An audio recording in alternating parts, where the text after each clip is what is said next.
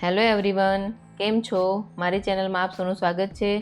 આજે આપણે બનાવીશું સૌની પ્રિય એવી બંગાળી મીઠાઈ રસગુલ્લા। અહીં મેં જે મેથડ બતાવી છે એકદમ ઇઝી છે, તો વિડીયોને એન્ડ સુધી જોવાનું ચૂકતા નહીં। સાથે મારી ચેનલને સબસ્ક્રાઈબ કરો તથા બાજુમાં આવેલ બેલ આઇકન દબાવો, જેથી નવી રેસિપીના નોટિફિકેશન સૌથી પહેલાં તમને મળે। રસગુલ્લા બનાવવા માટે મેં અહીંયા 1 બાઉલ પનીર લીધું છે। આ પનીર મેં ઘરે મલાઈમાંથી જ બનાવેલું છે।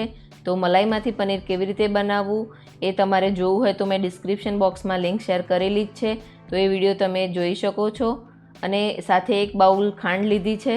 તો સૌથી પહેલાં આપણે ચાસણી બનાવવાની છે। તો એક મોટા વાસણમાં આ રીતે મેં એડ કરી છે એમ બધી ખાંડ એડ કરી દઈશું। ત્યારબાદ એમાં 3 થી 4 ગ્લાસ જેટલું પાણી એડ કરવાનું છે। અહીં આપણે તારવાળી ચાસણી નથી બનાવવાની। લો ટુ મીડિયમ ફ્લેમ પર ખાંડ પીગળે ત્યાં સુધી આપણે એને હલાવતા જઈશું અને ત્યારબાદ એને કોન્સ્ટન્ટ 5 થી 7 મિનિટ ઉકળવા દઈશું।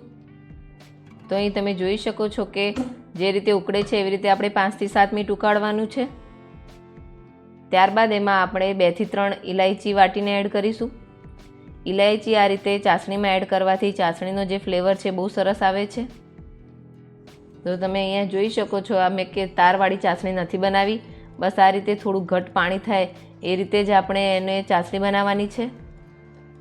હવે આપણે આમાંથી થોડી ચાસણી અલગ કરી લઈશું। રસગુલ્લાની જેટલી ક્વોન્ટિટી હોય એ પ્રમાણે આપણે પાણી અલગ કરીશું।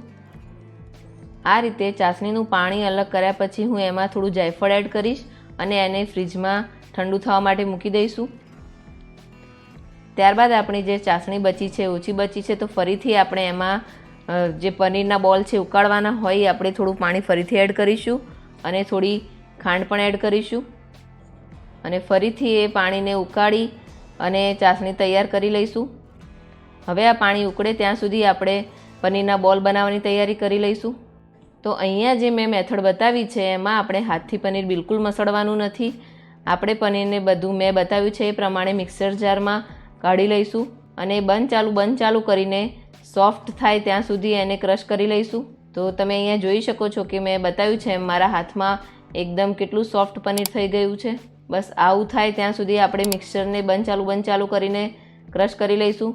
તો 1 કે 1.5 મિનિટમાં જ પનીર સરસ તૈયાર થઈ જાય છે। હવે એને આપણે એક પ્લેટમાં નીકાળી લઈશું।